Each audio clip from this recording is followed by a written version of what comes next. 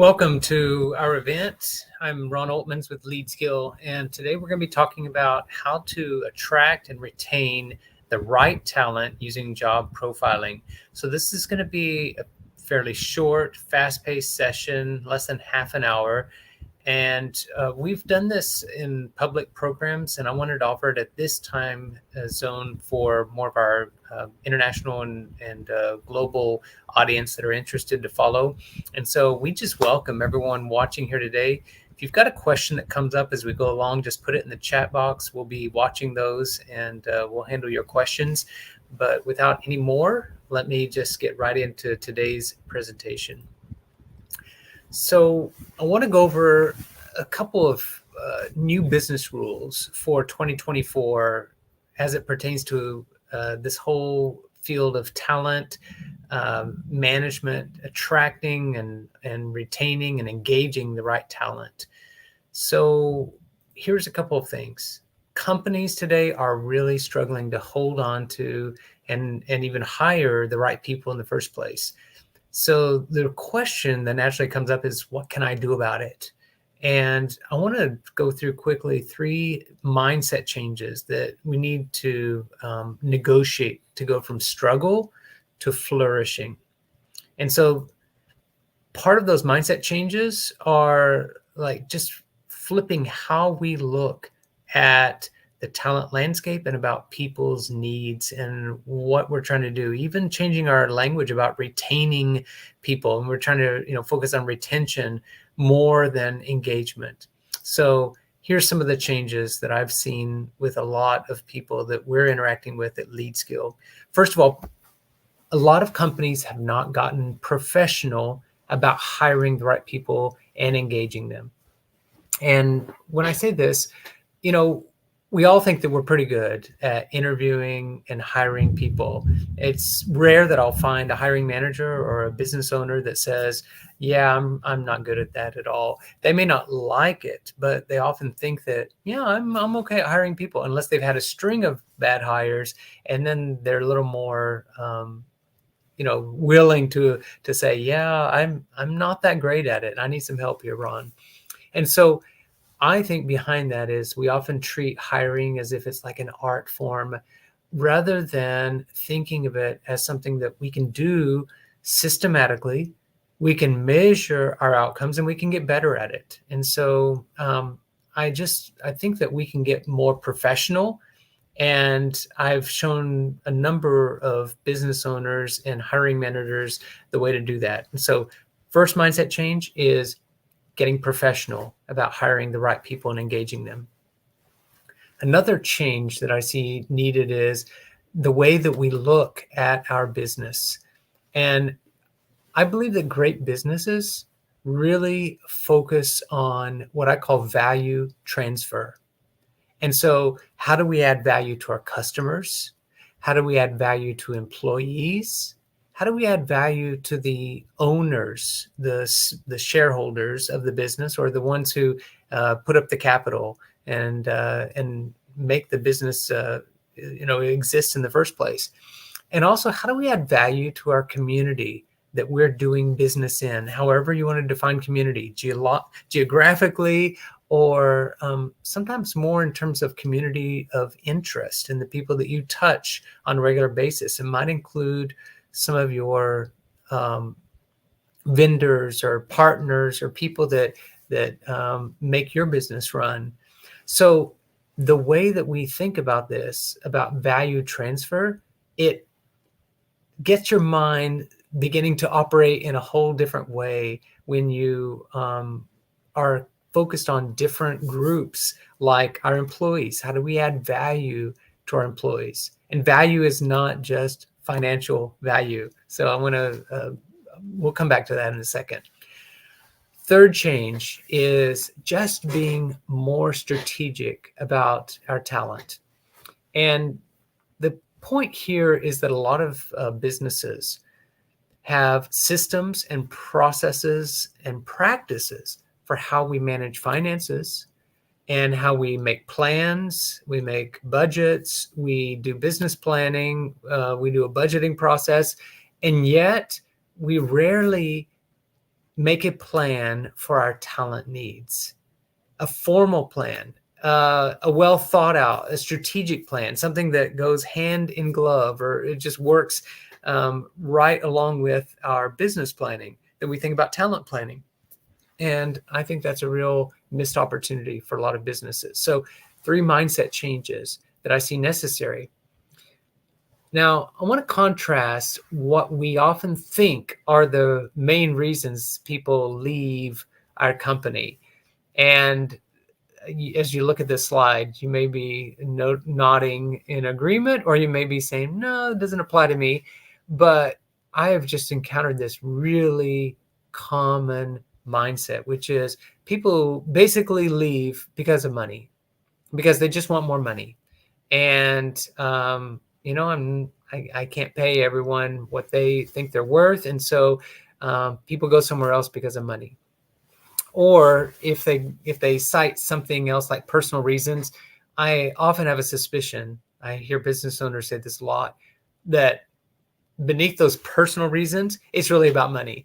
And so let's prod this, or let's probe it a little bit more and consider, what are some of the reasons that people actually say that they are leaving. One of those reasons that we come up when we actually talk to people exiting or job seekers, why'd you leave, your previous employer? And they're not doing an actual exit interview that's sponsored by the business or the company that they're leaving. They will say, number one, that the work did not have real meaning or purpose for them. And that's kind of interesting. That comes up a lot. A second reason, and this is very specific, but it's like childcare problems. A lot of younger workers are, if they have children at home, they are struggling with childcare problems. Another related issue is stress, and striking the right work-life balance. It's like, my job was just really stressing me out, and the demands were really high, and I needed to find another job that wasn't so stressful. Another reason, and this is very common, especially in the Gallup polls, is that people often leave a company because of their boss or their manager, the person who they are directly report to, their supervisor. Some sort of disconnect, some sort of relationship issue with their boss. And that may be the business owner, that may be someone who's, if it's a small business, and there's not a lot of people involved, many times business owners have that responsibility for managing everyone, basically. So a disconnect with their boss or supervisor is what employees often say. And then a fourth reason is lack of recognition or compensation. And so here we get to the money issue. Yes, people do leave for money reasons, but it's not as prominent as people often think, unless we're talking about it in specific industries or positions where people just really aren't making enough to get by, or the company that they are leaving just doesn't, it's not up to date. They just don't know what they really should be paying people of that responsibility and that experience level for the job. But combined with compensation is also recognition. A lot of times people leave because they are not recognized for their contribution. And they have this sense that, I'm not appreciated here anyway. I don't see a future for myself. I don't see a way to get more skills and progress. There's not a career here. So, I'm going to go somewhere else where I can at least learn something and grow and, build a career. What can you as a hiring manager, as a business owner, do about that? Let's talk about that here for a second.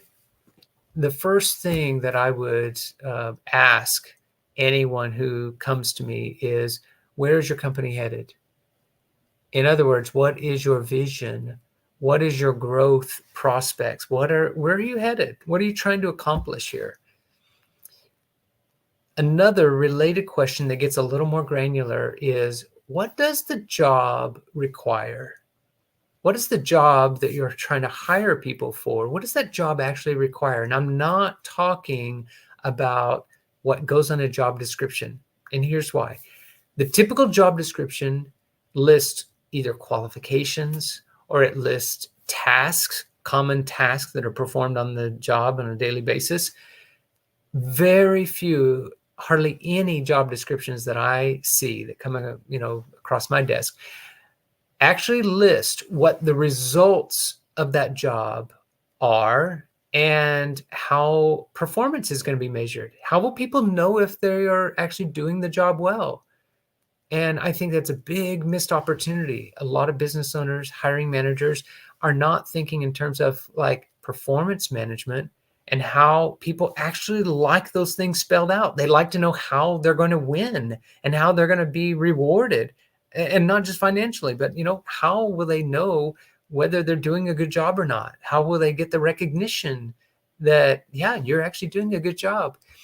And here's where business owners or hiring managers will sometimes say, well, isn't it obvious if I'm not, having any complaints, won't they know that I'm satisfied doing their job? No, they don't. Most workers actually want feedback from their boss, from their manager about how they're doing. And often they know, or they have at least a hint that they have room to improve. They're not doing the best job, possible, but often they don't even know that because it's never been spelled out clearly what success looks like, unless they're caught doing something wrong, unless the micromanager boss is always on their case about what they're not doing right. Okay. So what we really need is a process that aligns jobs and people, okay, that actually defines what results look like, what the key results of the job are, and what good performance looks like, and then what a person brings to the job, what their strengths as well as their gaps are.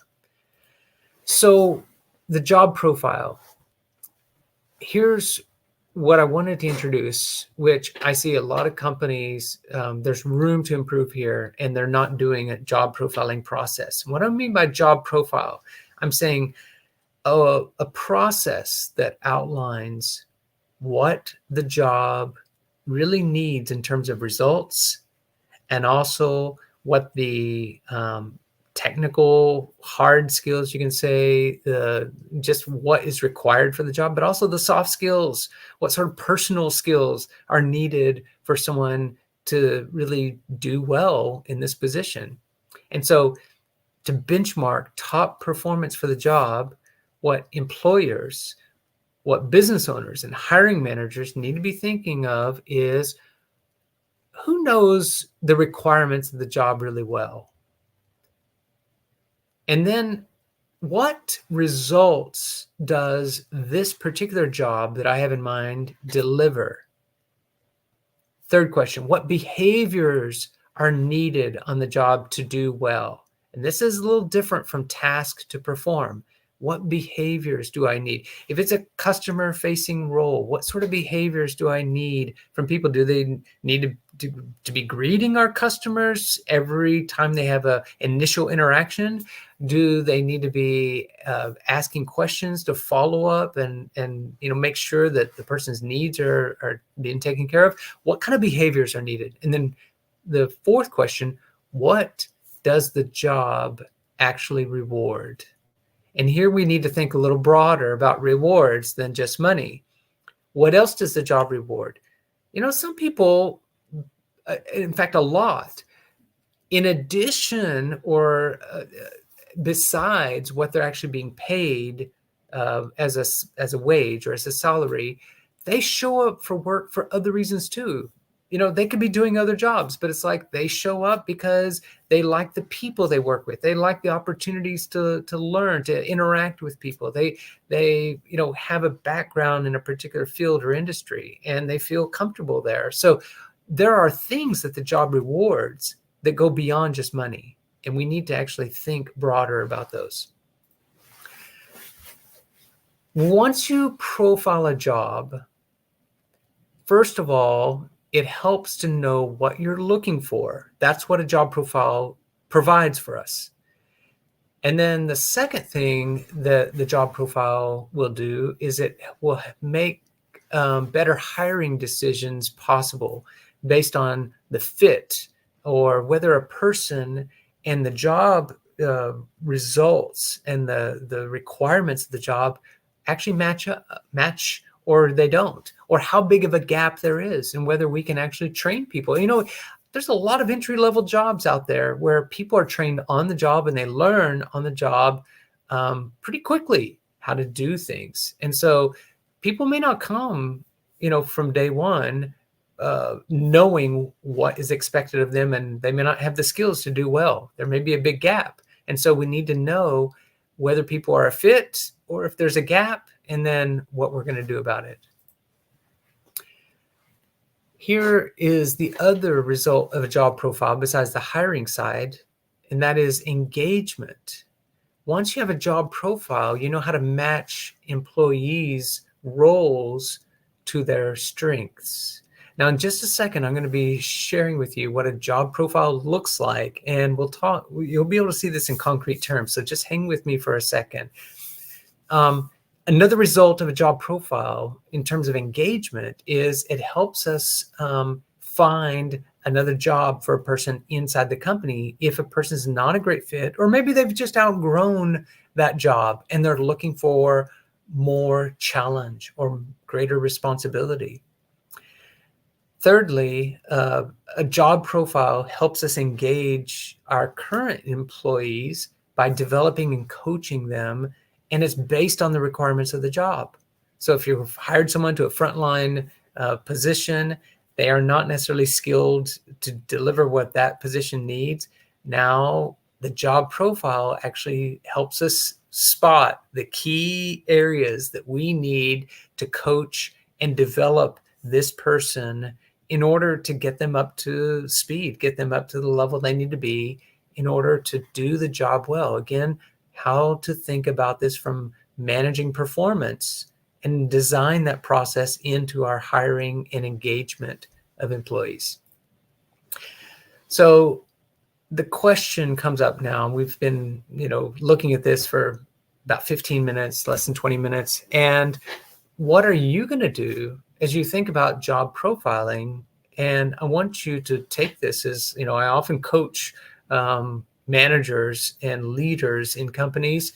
And this is one of the questions I bring up is like, it's great to learn this information and to think about, job profiling, but there's a knowing doing gap, meaning what I know to do and what I actually do are not the same thing. So my question to you is, what will you do now that we've talked about the benefits and some of the things that come out of job profiling, some of the applications and ways to use this? One of the changes that I encourage hiring managers and business owners to consider, to take on, is to just really focus on their company vision, to clarify and communicate that vision at every opportunity. The reason to do this is you would frankly be surprised how few of your employees actually know what your vision for the company is.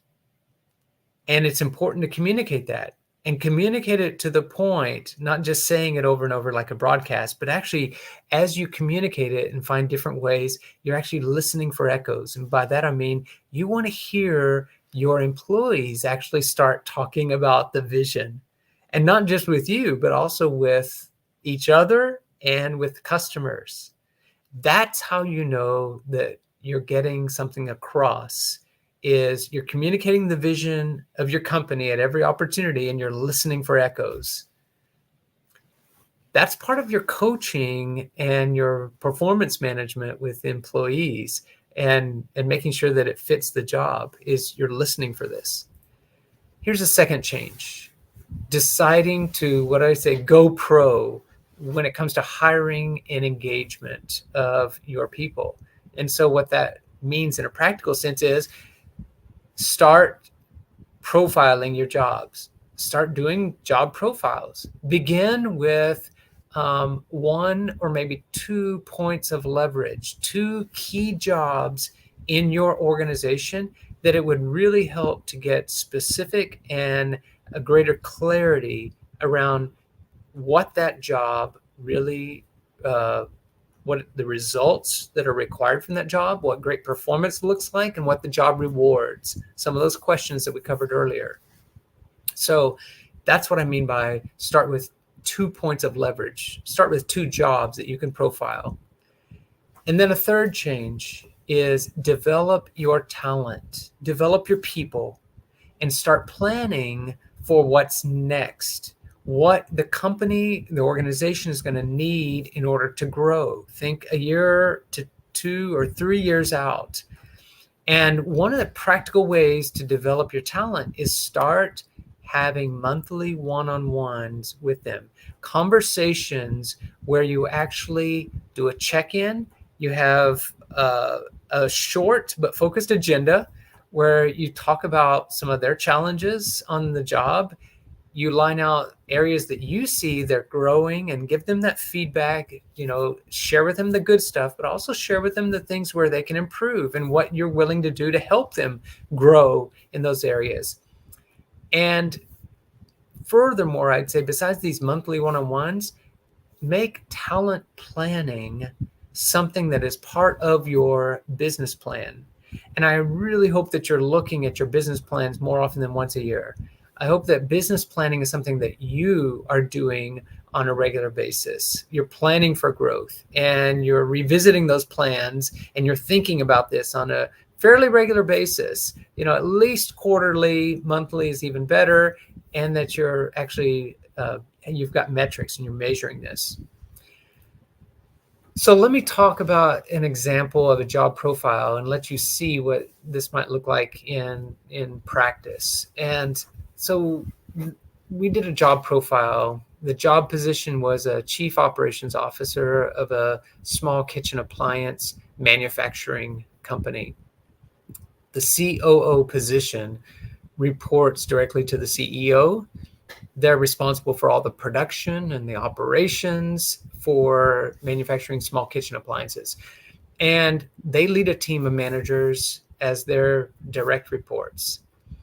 And so some of the key results of this job, the COO job, is 1, lead the operations management team and develop a successor, someone who can take over the role of COO if something happens to this person, or if they decide to move on or retire, as the case may be. But it's just a good practice. Key positions in any company, be developing your talent, your bench of talent, be developing successors.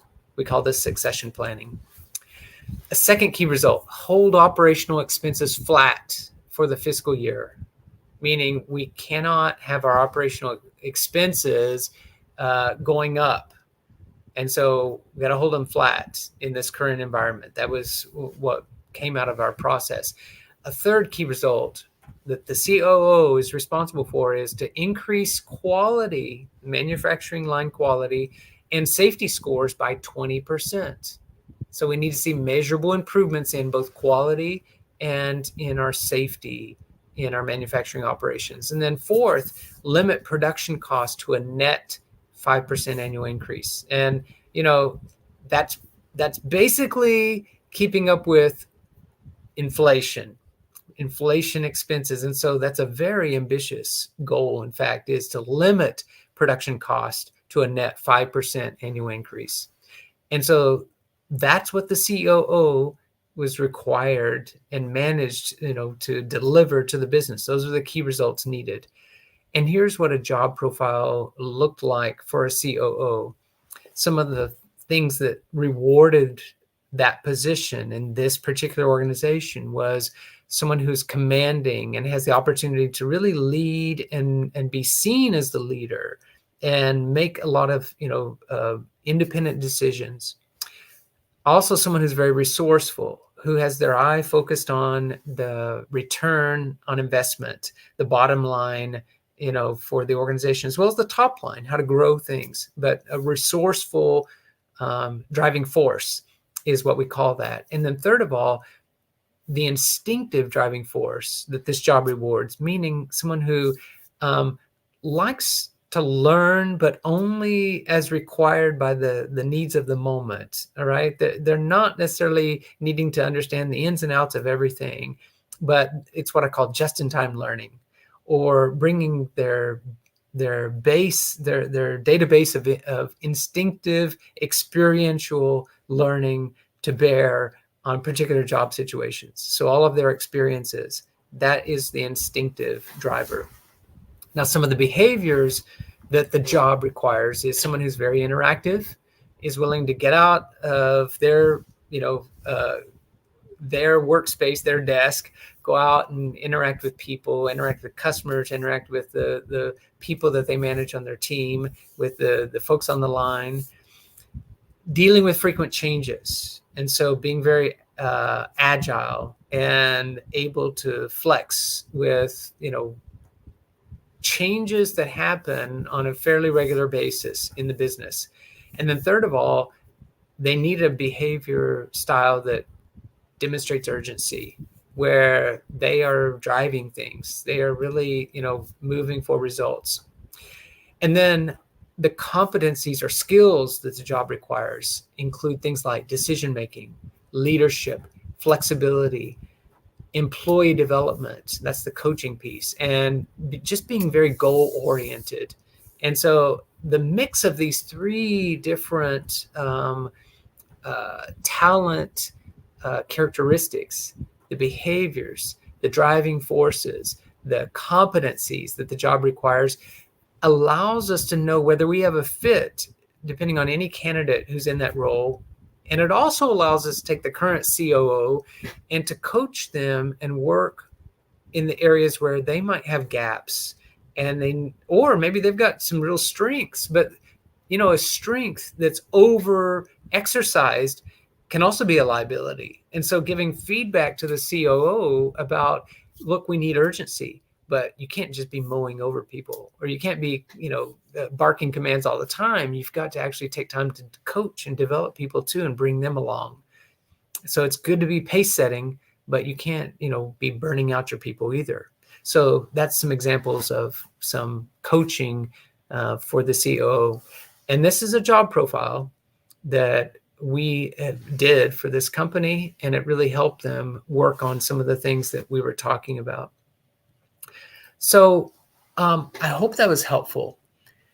In terms of attracting and engaging your talent, if you will take time to be more professional, if you will just really take hold of some of these mindset changes and these better practices, it will make a big difference in terms of what you can do with people today. And you will find people much more responsive once you start implementing a more professional way of really coaching and developing people, and how we think of our jobs, and making those things really documented, and thinking about what we do with our talent within our organization to grow and develop them. Leadskill, our company, does this kind of work all the time, and we work with small and medium-sized businesses. If there's something that we've said that really struck a chord with you, or that you are interested in, that we could talk a little bit further about, reach out to us and let us know. We'd be happy to schedule a time with you and see what your needs are, and if we can help you get closer to your vision. So thanks for tuning into our webinar, and we look forward to being able to continue the conversation one-on-one. I'm Ron Oltmans again with Leadskill, and we'll just ask you check out our other videos on our channel, and we look forward to being in touch.